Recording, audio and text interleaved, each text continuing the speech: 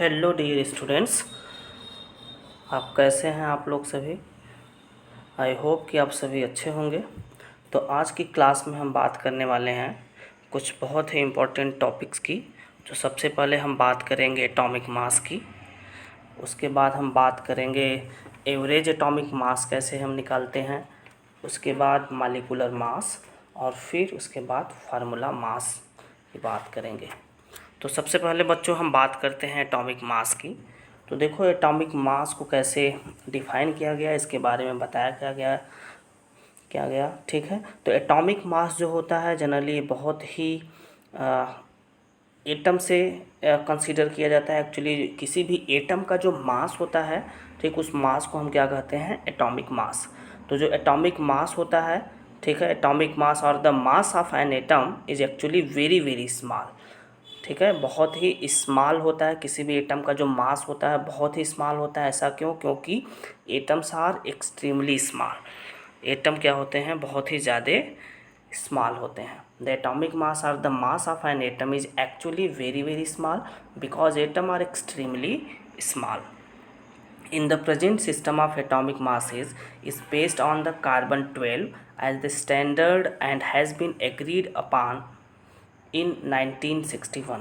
तो देखो बच्चों, किसी भी एटम के मास को निकालने के लिए सबसे पहले अगर हम बात करें तो आज की टेक्नोलॉजी, आज बहुत सारे ऐसे सोफिस्टिकेटेड टेक्नोलॉजी आ गए हैं जिससे हम किसी भी एटम के मास को आसानी से डिटरमाइन कर सकते हैं।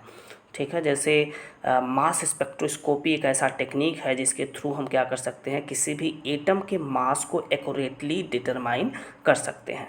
ठीक है, आज के टाइम पे।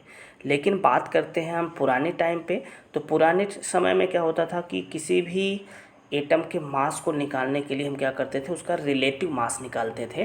रिलेटिव मास का मतलब आप समझ जाओ कि जैसे कोई भी दो चीज़ें हैं और उनके मासेस अगर किसी एक का 60 है और किसी एक का 70 है, तो वहाँ पर हम क्या करते हैं, उनका रिलेटिव मास निकालते हैं। ठीक है, तो ऐसे नेचर में बहुत सारे एलिमेंट्स थे। ठीक है, पुराने समय में जब एलिमेंट्स की डिस्कवरी होने लगी और बहुत सारे एलिमेंट्स जब नेचर में आने लगे, उनकी डिस्कवरी होने लगी, तो सबसे पहला क्वेश्चन ये राइज हुआ कि इन सारे एटम्स का मास कैसे निकाला जाए, क्योंकि उस टाइम पे मास की ज़रूरत पड़ रही थी। तो अब एटम्स के मास को निकालने के लिए क्या यूज़ किया गया, पुरानी टेक्निक्स यूज की गई, और उसमें सबसे पहले ये देखा गया कि एटम के मास को निकालने के लिए हमें क्या क्या चीज़ों की ज़रूरत पड़ सकती है। तो जितने भी नेचर में एटम्स थे उनमें किसी एक एटम को चुना गया। कोई भी एक एटम के बेसिस पे हम और भी अदर एटम के मास को निकाल सकें, तो ये कुछ क्राइटेरिया बनाया गया। ठीक है बच्चों, तो वहाँ पे देखो पुराने समय में एक तरीके से जैसे क्लास का एक मॉनिटर होता है, तो क्लास के मॉनिटर को चुनने के लिए हम क्या करते हैं, उसकी क्वालिटीज़ देखते हैं कि वो पढ़ने में कैसा है या फिर उसकी हैबिट कैसी है। ठीक है, तो बहुत सारी चीज़ों को हम डिटरमाइन करते हैं उस बच्चे का, उसके बाद उसको हम मॉनिटर बनाते हैं। तो उसी तरीके से अब पुराने समय में बहुत सारे एलिमेंट्स की डिस्कवरी होने लगी, और उस डिस्कवरी के में अब हमें ये ध्यान रखना था कि किस एलिमेंट्स को सेलेक्ट किया जाए। ठीक है, तो अब उस टाइम पे जो सेलेक्ट किया गया, कार्बन 12 को सेलेक्ट किया गया। ठीक है, पुराने समय में कार्बन 12 को सेलेक्ट किया गया था। ठीक है, किसी एटॉमिक मास को मेजर करने के लिए। ठीक है, 1961 में कार्बन 12 को कंसीडर किया गया। ठीक है, एटॉमिक मास जो होता है प्रेजेंट डे सिस्टम में, ठीक है, atomic mass is based on the carbon 12 as the standard and has been agreed upon in 1961। अब बात ये आती है कि कार्बन 12 को नेचर में बहुत सारे एलिमेंट्स थे, लेकिन कार्बन 12 को ही क्यों चुना गया। तो सबसे पहले ये जान लो बच्चों कि ये कभी कभी क्वेश्चंस पूछा जाता है कि कार्बन 12 ही क्यों सेलेक्ट किया गया। तो पहली चीज़ तो ये जान लो कि कार्बन 12 जो होता है, कार्बन 12 काफ़ी स्टेबल होता है, काफ़ी स्टेबल होता है। ठीक है, या तो फिर कुछ और क्राइटेरियाज हैं, जैसे कार्बन 12 का जो अबंडेंस है नेचर में, अबंडेंस भी इसका काफ़ी अच्छा है नेचर में। अबंडेंस मतलब ये ज़्यादा से ज़्यादा अमाउंट में हमें नेचर में मिलता है। ठीक है, और दूसरा रीज़न ये भी है कि ये काफ़ी लीस्ट रिएक्टिव है, ये काफ़ी लीस्ट रिएक्टिव है, बहुत ज़्यादा रिएक्टिव नहीं है। और तीसरी चीज़ ये है कि ये मोस्ट रिएक्टिव भी नहीं है। ठीक है, तीसरी चीज़ क्या है कि ये मोस्ट रिएक्टिव भी नहीं है। ठीक है, और एक चौथी चीज़ ये भी हम कह सकते हैं कि इसके आइसोटोप्स भी नहीं है। ठीक है, इसके आइसोटोप्स भी नहीं है। अब बात यहाँ पे आती है कि आइसोटोप्स नहीं है, लेकिन आइसोटोप्स तो हैं। ठीक है, लेकिन देखो उस टाइम पे जब इसकी बात की जा रही थी एटॉमिक मास को कैलकुलेट करने के लिए, जब एटम्स को सेलेक्ट किया जा रहा था कि किस एटम को हमें सेलेक्ट करना चाहिए, तो उस टाइम पे कार्बन का आइसोटोप नहीं था। कार्बन केवल कार्बन 12 के ही फॉर्म में था और इसका अबंडेंस काफ़ी ज़्यादा था। बाद में जब आइसोटोप्स की डिस्कवरी हुई कार्बन 13 और कार्बन 14 की, तो कार्बन 13 और कार्बन 14 में ये देखा गया कि कार्बन 13 और कार्बन 14 बहुत ही लेस अमाउंट में प्रेजेंट थे नेचर में, लेकिन इन तीनों आइसोटोप्स में कार्बन 12, कार्बन 13 और कार्बन 14 में नेचर में सबसे ज़्यादा क्या था, कार्बन 12। मतलब कार्बन 12 का अबंडेंस जो नेचर में है वो ज़्यादा था। ठीक है, और ये भी देखा गया कि इन तीनों आइसोटोप्स में carbon 12 is the most stable isotope of the carbon. ठीक है बच्चों, तो इस तरीके से इन सारी बातों को ध्यान में रखते हुए कार्बन को ही सेलेक्ट किया गया। ठीक है, एटॉमिक मास को कैलकुलेट करने में। नेक्स्ट है the relative atomic mass of an element is expressed in terms of atomic mass unit. अब एटॉमिक मास को किस तरीके से हम यूनिट में किस में हम इसको मेजर कर सकते हैं। एटॉमिक मास को मेजर करने के लिए एक यूनिट या एक टर्म यूज किया गया, AMU, शॉर्ट में हम इसको बोलते हैं AMU, एटॉमिक मास यूनिट। लेकिन अब आज के समय में अगर देखा जाए तो एटॉमिक मास यूनिट की जगह अब हम U यूज करते हैं, स्मॉल यू। स्मॉल यू का मतलब क्या होता है बच्चों, यूनिफाइड मास, यूनिफाइड मास। ठीक है, तो अब हम किसी भी एटम के मास या एटॉमिक मास को हम किस में मेजर करते हैं, यूनिफाइड मास में मेजर करते हैं। One atomic mass unit AMU को अगर हमें डिफाइन करना हो तो one atomic mass unit is defined as the quantity of mass. One atomic mass जो होता है as the quantity of mass, जो उसकी क्वांटिटी ऑफ मास होती है इक्वल टू किसके इक्वल होती है, equal to 1/12 of the mass of carbon 12। ठीक है बच्चों, मतलब जो मास ऑफ कार्बन 12 का एटम है, अगर हम बात करें मास ऑफ कार्बन 12 एटम का, तो उसका मास हम कितना लेंगे, 12 AMU लेंगे। क्या लेंगे, 12 AMU। मतलब mass of carbon 12, mass of carbon 12 is equal to 12 AMU या फिर यूनिफाइड मास। तो अगर हम 1 AMU की बात करें तो 1 AMU इक्वल टू क्या हो जाएगा, मास ऑफ कार्बन 12 एटम अपान 12। ठीक है, तो इस तरीके से हम इस फार्मूला बहुत इंपॉर्टेंट है, इसको देख लो। 1 AMU इक्वल टू क्या लिख सकते हैं, मास ऑफ कार्बन 12 एटम अपान 12। तो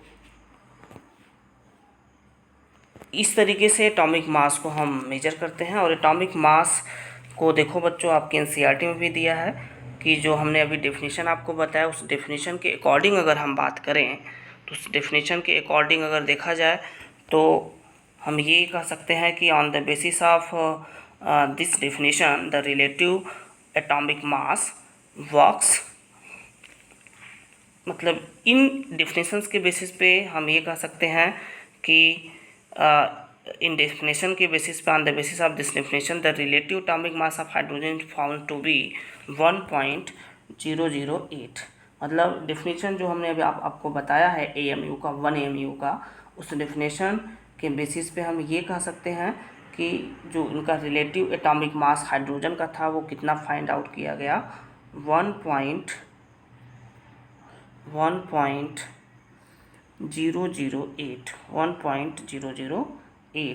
और on the basis of above definition the relative mass of the oxygen is found to be, oxygen का एटॉमिक मास कितना फाइंड आउट किया गया, 15.9 के आसपास, 15.98 या अप्रॉक्सीमेटली इसको हम 16 लेते हैं। ठीक है बच्चों। तो इस तरीके से ये निकाला गया, ठीक है, ऑक्सीजन का और हाइड्रोजन का मास। आप एनसीईआरटी में देखोगे तो आपको दिया है वहाँ पे, ठीक है, किस तरीके से मास निकाला गया है। और वहाँ पे एनसीईआरटी में ये भी वैल्यू दी हुई है 1 AMU की वैल्यू। अगर आप देखोगे तो 1 AMU की वैल्यू दिया हुआ है कितना, 1.6605 इंटू 10⁻20 -24 ग्राम। तो 1 AMU की वैल्यू कितनी है, 1.6605 इंटू 10⁻24 ग्राम, ठीक है। तो इस तरीके से कार्बन 12 का, ठीक है, 1 एटॉमिक मास यूनिट को डिफाइन कर दिया हमने। और ये किसके इक्वल होता है, equal to 1/12 the mass of 1 carbon 12 atom. और इस तरीके से 1 AMU की वैल्यू जब हम फाइंड आउट करेंगे तो कितना होगा, 1.6605 इंटू 10⁻24 ग्राम होगा, ठीक है बच्चों। नेक्स्ट बात करते हैं। तो इस तरीके से अगर हम बात करें तो देखो, कोई भी एलिमेंट अगर नेचर में प्रेजेंट है, देखो बहुत सारे बाद में एलिमेंट्स ऐसे थे जो नेचर में डिफरेंट अबंडेंस में पाए जा रहे थे, ठीक है। मतलब कोई एक पर्टिकुलर एलिमेंट का कई तरीके से नेचर में उनका एग्जिस्टेंस था, अबंडेंस था। जैसे हमने अभी आपको बताया कि कार्बन जो होता है वो नेचर में कार्बन 12 के फॉर्म में, कार्बन 13 के फॉर्म में और कार्बन 14 के फॉर्म में मिलता है, ठीक है। तो इस तरीके से अब जब नेचर में एक ही एलिमेंट कई तरीके से कई अबंडेंस में अगर हमें मिल रहा है, ठीक है, तो उसके लिए हमें क्या करना होगा, एवरेज एटॉमिक मास निकालना होगा। तो एक्चुअली एवरेज एटॉमिक मास क्यों यूज किया गया, एवरेज एटॉमिक मास, जब किसी भी एटॉमिक मास, जब भी हम किसी एलिमेंट के एटॉमिक मास को यूज करते हैं कैलकुलेशन में, तो वहाँ पे एक्चुअली हम क्या यूज करते हैं, एवरेज एटॉमिक मास यूज करते हैं उस पर्टिकुलर एलिमेंट का। देखो अभी हम जब पढ़ेंगे मालिकुलर मास कैसे कैलकुलेट किया जाता है, तो मालिकुलर मास को कैलकुलेट करते समय वहाँ पे हम किसी भी एलिमेंट का जब भी हम एटॉमिक मास रखते हैं तो वहाँ पे हम क्या रखते हैं, एवरेज एटॉमिक मास रखते हैं। ऐसा क्यों, क्योंकि नेचर में बहुत सारे ऐसे एलिमेंट्स हैं जो डिफरेंट मास में एग्जिस्ट करते हैं। जैसे एक सिंपल सा एग्जांपल अगर हम देखें, जैसे मान लो मीथेन है। अब मीथेन में जो कार्बन एटम है, ये कोई ज़रूरी नहीं है कि ये कार्बन 12 ही हो, ठीक है, हो सकता है ये कार्बन 13 भी हो और ये भी हो सकता है कि ये कार्बन 14 हो।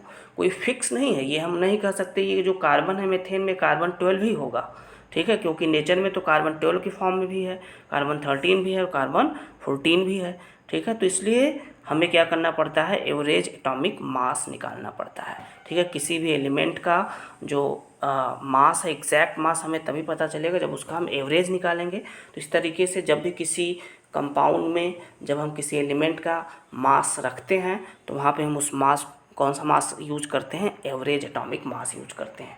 इसी वजह से एवरेज एटॉमिक मास का कॉन्सेप्ट आया। तो एवरेज एटॉमिक मास को हम कैसे कैलकुलेट करेंगे बच्चों, देखो एवरेज एटॉमिक मास को कैलकुलेट करने के लिए सबसे पहले एक एग्जाम्पल के थ्रू अगर हम देखें, वैसे आपके एनसीईआरटी में एक बहुत ही बेस्ट एग्जाम्पल दिया है कार्बन का, और कार्बन का किस तरीके से एवरेज एटॉमिक मास निकाला गया है, और उसमें आप देखोगे तो कार्बन का एवरेज एटॉमिक मास निकाला गया है 12.011 यूनिफाइड मास, ठीक है। तो हम बात करते हैं यहाँ पे एक दूसरे एग्जाम्पल की, ठीक है। तो many naturally occurring elements atomic mass, average atomic mass, many naturally occurring elements exist as more than 1 isotopes. देखो कुछ ऐसे एलिमेंट्स होते हैं जो नेचर में हमने जैसा कि बताया एक से ज़्यादा फॉर्म में मिलते हैं, जिनमें एक एग्जांपल आपको हमने बताया, जैसे हाइड्रोजन हो गया, हाइड्रोजन 1, हाइड्रोजन 2, हाइड्रोजन 3, ठीक है। तो ये हाइड्रोजन के तीनों ये क्या है, आइसोटोप्स हैं। ऐसा क्यों, क्योंकि इन तीनों के एटॉमिक नंबर सेम होते हैं लेकिन इनका मास क्या होता है, डिफरेंट होता है, इसलिए इनको क्या कहा जाता है, आइसोटोप्स कहा जाता है। हाइड्रोजन 1 का नाम है प्रोटियम, हाइड्रोजन 2 ड्यूटेरियम और हाइड्रोजन 3 ट्राइटियम, ठीक है। ट्राइटियम जनरली जो होता है, ट्राइटियम टी से रिप्रेजेंट करते हैं, ये क्या होता है, रेडियो एक्टिव नेचर का होता है, ठीक है, नेचर में रेडियो एक्टिव नेचर का होता है, ठीक है। तो इस तरीके से और भी एग्जांपल, जैसे अभी आपको हमने बताया कार्बन 12, ठीक है, और कार्बन 13 और कार्बन 14। तो कार्बन 12, कार्बन 13 और कार्बन 14 भी जो होता है ये नेचर में डिफरेंट डिफरेंट मासेस में या डिफरेंट डिफरेंट अबंडेंस में पाया जाता है, और इसे भी हम क्या बोलते हैं, आइसोटोप। जैसे कार्बन का एटॉमिक मास सबका कितना होता है, 12 होता है, ठीक है। लेकिन सॉरी कार्बन का एटॉमिक नंबर क्या होता है, सेम होता है, लेकिन इनका जो मास होता है वो डिफरेंट होता है, इसलिए इनको हम आइसोटोप्स बोलते हैं। अब एक एग्जांपल आपकी स्क्रीन पे है जो कि आप देख रहे हो, ठीक है। तो एक एग्जांपल आपकी स्क्रीन पे जो दिखाई दे रहा है वो है क्लोरीन का हमने लिया है। इसमें ये बताया जा रहा है कि जो क्लोरीन का मास है, जो क्लोरीन का मास है या क्लोरीन जो नेचर में जनरली 2 आइसोटोपिक फॉर्म में मिलता है, जिनके मास क्या है 35 और 37 U in the ratio of 3:1। मतलब इसमें ये बताया जा रहा है कि नेचर में क्लोरीन के 2 आइसोटोपिक फॉर्म हैं, जिसमें एक क्लोरीन 35 में है और एक क्लोरीन 37 में है, ठीक है। क्लोरीन का एटॉमिक नंबर 17 होता है, दोनों का एटॉमिक नंबर 17 होता है, लेकिन मास क्या होता है, डिफरेंट होता है, इसलिए इसे हम क्या बोलते हैं, आइसोटोप्स। अब देखो क्या कह रहा है, chlorine occurs in nature in 2 isotopic forms that is Cl35 and Cl37 with masses दिया हुआ है, ठीक है। अब रेशियो क्या दिया हुआ है, 3:1 दिया हुआ है, ठीक है। 3:1 का मतलब हम क्या कह सकते हैं कि जो क्लोरीन 35 है ये नेचर में कितना है, 75% है, और ये Cl37 नेचर में कितना होगा, 25% होगा, तभी इसका रेशियो 3:1 होगा, ठीक है। तो Cl35 कितना होगा, 75% होगा, और Cl37 कितना होगा, 25% होगा। तो देखो बच्चों, इसको याद रखना। तो एवरेज एटॉमिक मास अगर हमें क्लोरीन का निकालना है, ठीक है, on the basis of this data, तो हम कैसे कैलकुलेट करेंगे इसको आप देख लो। तो सबसे पहले हमें क्या करना होगा, जो Cl35 है, Cl35 जो है उसका हम मल्टीप्लाई करेंगे कितने से, 75/100। मतलब 100 में कितना है, Cl35 कितना है, 75% है, ठीक है। उसके बाद हम क्या करेंगे, प्लस कर देंगे। अब Cl37 क्लोरीन 37 नेचर में कितना है, 100 में कितना था, 25 था, ठीक है। तो 25/100 कर देंगे। अब देखो बच्चों, इसको जब आप सॉल्व करोगे तो ये कितना हो जाएगा, 105, इसको यहाँ से सॉल्व कर लेंगे, 105/4 प्लस ये पूरा ओवरऑल सॉल्व करेंगे आप, तो आपको 105/4 मिलेगा, ठीक है। प्लस ये कितना हो जाएगा, 37/4 हो जाएगी, 25 कैंसिल हो जाएगा यहाँ पे, ठीक है। तो 25 1 जा 25 एंड 4 टाइम ये कट जाएगा, तो 100 हो जाए, 104 हो जाएगा, ठीक है। तो 37/4 मतलब 105/4 प्लस 37/4 होगा, ठीक है। अब इन दोनों को अगर हम सॉल्व करें, तो इन दोनों को अगर सॉल्व करेंगे तो हमें क्या मिलेगा, 142/4 इक्वल टू, अब इनको जो हम डिवाइड करेंगे तो कितना मिलेगा, 4 3 एंड 2, फिर यहाँ पे 22, 4 5 जा 20, फिर उसके बाद पॉइंट, फिर 2, फिर 4 5 जा 20, 35.5 U।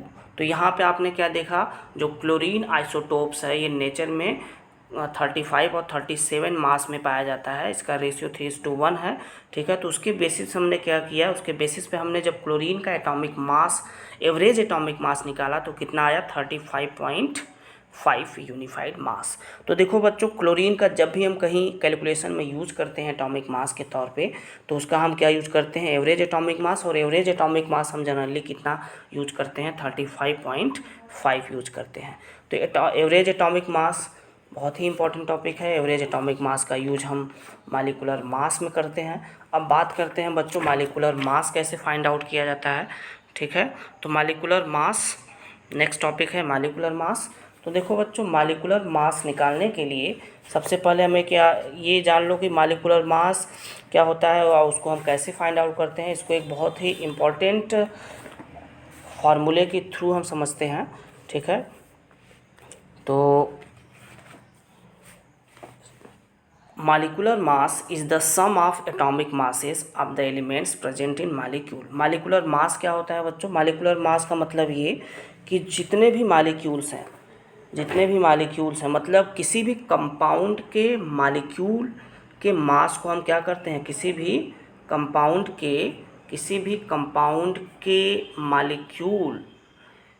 मालिक्यूल के मास को हम क्या कहते हैं? मालिकुलर मास कहते हैं। ठीक है बच्चों, तो अब मालिकुलर मास कैसे निकाला जाता है, इसको अगर हमें समझना है तो इसको हम एक एग्जाम्पल के थ्रू समझते हैं। एक एग्जाम्पल के थ्रू हम इसको अच्छे से समझ सकते हैं। तो यहाँ पे हमने एक एग्जाम्पल लिया है, मीथेन का। ठीक है, हमने एक एग्जाम्पल यहाँ पे ले लिया मीथेन। ठीक है, CH4। अब इसका अगर हमें मालिकुलर मास निकालना है तो इसका मतलब क्या हुआ कि इस CH4 में, मीथेन में देखा जाए तो कार्बन का एक एटम है और हाइड्रोजन का कितना है? 4 एटम है। मतलब किसी एक एटम, मान लो एक कार्बन का एटम है और एक कार्बन एटम से कितने हाइड्रोजन के एटम कनेक्टेड हैं? 4 कार्बन, 4 एटम क्या हैं? हाइड्रोजन के, ये सब कनेक्टेड है। ठीक है, तो ये 4 एटम हाइड्रोजन के कनेक्टेड है। तो हमें क्या करना होगा? इन चारों एटम, हाइड्रोजन एटम का मास प्लस क्या करना होगा? इस कार्बन एटम का मास, ठीक है, प्लस करना होगा। ठीक है, इन चारों हाइड्रोजन के मास और इन कार्बन के मास को अगर हम ऐड कर दें तो हमें क्या मिल जाएगा? मालिकुलर मास मिल जाएगा। तो देखते हैं molecular mass of carbon. Molecular mass of carbon, carbon का मालिकुलर मास हम कैसे निकालेंगे?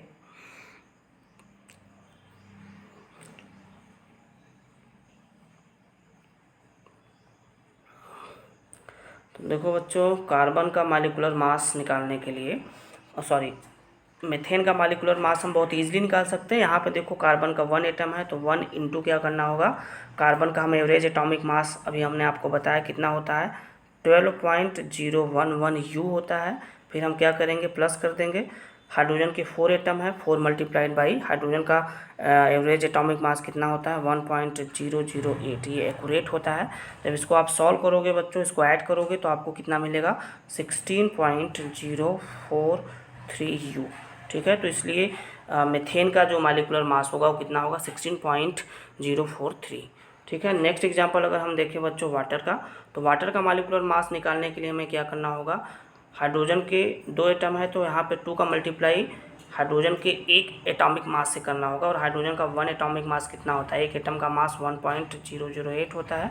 फिर ऑक्सीजन का जनरली 15.9 होता है, हमने इसको मान लिया अप्रॉक्सीमेटली 16, तो इसका मास कितना आ जाएगा? 18.008 U। ये होगा वाटर का मास। वैसे जान लो बेटा, कभी भी किसी भी एग्जाम्पल में, क्वेश्चन में, वैसे हम ऑक्सीजन का एवरेज एटॉमिक मास अप्रॉक्सीमेटली 16 रखते हैं या हाइड्रोजन का 1 रखते हैं। जो हमने अभी आपको एग्जैक्ट बताया, जैसे इसका एग्जैक्ट हाइड्रोजन का कितना होता है? 1.008। अगर नहीं भी रखोगे कैलकुलेशन में 1.008 की जगह 1 तो भी सही है। ऑक्सीजन का 15.9 समथिंग होता है, उसकी जगह पे अगर आप 16 रखते हो तो भी सही है। ठीक है बच्चों, तो इस तरीके से नंबर आपके कटेंगे नहीं एग्ज़ाम में, अगर आप एग्जैक्ट वैल्यू न रख के आप अगर अप्रॉक्सीमेटली वैल्यू आप रख रहे हो, ठीक है, तो भी सही है। ठीक है, तो इस तरीके से हम मालिकुलर मास फाइंड आउट करते हैं बच्चों। ठीक है, तो अब बात ये है कि ये सारे मालिकुलर मास जो है वो किसके लिए हैं? किसी पर्टिकुलर कंपाउंड के मालिक्यूल्स के मास को हम मालिकुलर मास बोलते हैं। मतलब जितने भी सारे मालिक्यूल्स हैं, जो भी सारे मालिक्यूल्स हैं, सारे मालिक्यूल जो हैं वो क्या होते हैं? जनरली इंडिविजुअल मालिक्यूल के तौर पर हमें दिखाई देते हैं। ठीक है, जैसे वाटर हो गया, हमने क्या बताया? वाटर हो गया, मीथेन हो गया, तो ये सारे जो मालिक्यूल्स हैं ये हमें इंडिविजुअल मालिक्यूल के तौर पे दिखाई देते हैं। ठीक है, लेकिन कुछ ऐसे केसेस होते हैं जहाँ पे हमें इंडिविजुअल मालिक्यूल के तौर पे नहीं दिखाई देते हैं, बल्कि वो हमें क्रिस्टल के तौर पे दिखाई देते हैं। तो वहाँ पे हम उनका यूज क्या करते हैं? जनरली वहाँ पे हम यूज करते हैं फार्मूला मास। जैसे कि आपकी स्क्रीन पे हमने एग्जांपल दिया है, यहाँ पे ये जो आप क्रिस्टल स्ट्रक्चर देख रहे हो किसका है, सोडियम क्लोराइड का है। इसमें देखो ये छोटे छोटे कुछ दो कलर के आपको दिखाई दे रहे हैं कि ये और एक दूसरा। तो यहाँ पे जो सोडियम क्लोराइड है, सोडियम क्लोराइड का एक क्रिस्टल स्ट्रक्चर होता है और इसमें हर एक सोडियम आयन, सोडियम क्लोराइड में दो आयन्स होंगे, एक Na+ आयन होगा, दूसरा Cl- आयन होगा। तो Na+ आयन और Cl- आयन आप देखोगे इसके क्रिस्टल स्ट्रक्चर में, तो एक Na+ ion is surrounded by 6 chlorine minus ion. मतलब इसके स्ट्रक्चर में एक तो आपका ये क्या है, सोडियम आयन है, ठीक है, और एक ये जो ब्लू कलर का है, सॉरी ये जो ब्लू कलर का है Na+ आयन है, और ये जो बड़ा बड़ा वाला बॉल दिख रहा है ये क्या है, Cl- है। मतलब Na+ का जो साइज़ होता है वो काफ़ी छोटा होता है एज़ कम्पेयर टू Cl-, ठीक है। तो जो छोटा वाला बॉल दिखाई दे रहा है आपको वो क्या है, Na+, और जो बड़ा वाला बॉल है वो क्या है, Cl- है। छोटा वाला क्या है, Na+ है, और बड़ा वाला Cl- है। तो ये एक सोडियम क्लोराइड का क्रिस्टल स्ट्रक्चर है। इस क्रिस्टल स्ट्रक्चर में आप जान लो एक सोडियम आयन कितने क्लोराइड आयन से सराउंडेड होता है, 6 Cl- से सराउंडेड होता है, और एक Cl- कितने सोडियम आयन से सराउंडेड होता है, 6 Na+ से सराउंडेड होता है, ठीक है बच्चों। तो इसलिए इसका कोऑर्डिनेशन नंबर अभी आगे आप पढ़ोगे, इसका कोऑर्डिनेशन नंबर कितना होता है, 6 होता है। ऐसा क्यों, क्योंकि एक Cl- 6 Na+ से सराउंडेड होता है और एक Na+ 6 Cl- से सराउंडेड होता है। तो बच्चों ये स्क्रीन पे आप जो देख रहे हो ये एक क्रिस्टल स्ट्रक्चर है सोडियम क्लोराइड का। एक्चुअली यहाँ पे इस सोडियम क्लोराइड के लिए हम मालिकुलर मास वर्ड इसलिए नहीं यूज करते हैं क्योंकि कुछ ऐसे कंपाउंड्स होते हैं जिनमें मालिक्यूल जो होते हैं वो इंडिविजुअल मालिक्यूल के तौर पे हमें दिखाई नहीं देते हैं। वो हमें कैसा दिखाई देते हैं, एक क्रिस्टल के तौर पे दिखाई देते हैं। NaCl एक क्रिस्टल है, ठीक है, जो कि हमें एक क्रिस्टल के तौर पे दिखाई देता है। इसलिए यहाँ पे हम सोडियम क्लोराइड के लिए हम टर्म क्या यूज करते हैं, फार्मूला मास यूज करते हैं, ठीक है। तो फार्मूला मास जो होता है वो some substances such as sodium chloride do not contain discrete molecule as their constituent units. तो जो सोडियम क्लोराइड होता है ये do not contain discrete molecule, ये डिस्क्रीट मालिक्यूल या इंडिविजुअल मालिक्यूल के तौर पे दिखाई नहीं देता है, इसके कॉन्स्टिट्यूएंट नहीं होते हैं, डिस्क्रीट मालिक्यूल नहीं होते हैं।